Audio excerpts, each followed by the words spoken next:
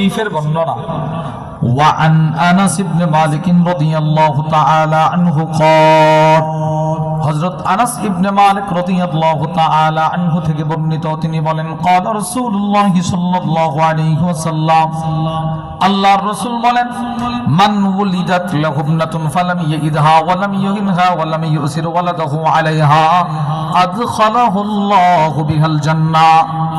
আল্লাহর রাসূল বলেন আমার কোন উম্মতকে যদি আল্লাহ পাক একটা কন্যা সন্তান দান করে, কারো মনে করেন একটা মেয়ে আছে, ওই মেয়েটাকে যদি ওই উম্মত ইসলামের ভিতরে লালন পালন করতে পারে, মেয়েটার দিকে তুচ্ছ তাচ্ছিল্যতার দৃষ্টিতে না তাকায়।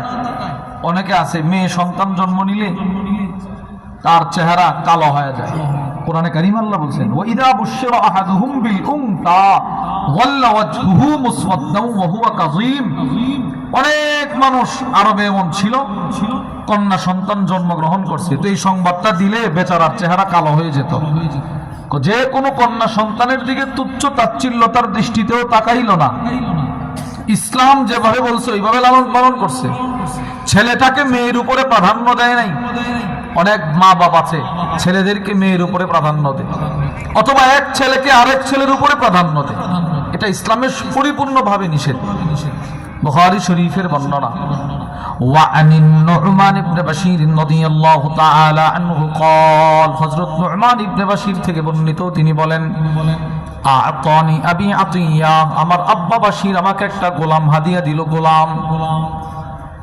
এবার আমার আম্মা আমার আব্বাকে বলতে লাগলো, স্বামী আমার লা আরদা হাত্তা তুশহিদা রাসূলুল্লাহ সাল্লাল্লাহু আলাইহি ওয়াসাল্লাম, হে স্বামী আমার, আপনি যে আপনার ছেলেকে আদর করে একটা গোলাম হাদিয়া দিলেন, আপনার তো আরো ছেলে আছে, এদেরকে না দিয়ে শুধু তাকেই দিলেন, এতে করে কিন্তু আমি সন্তুষ্ট না।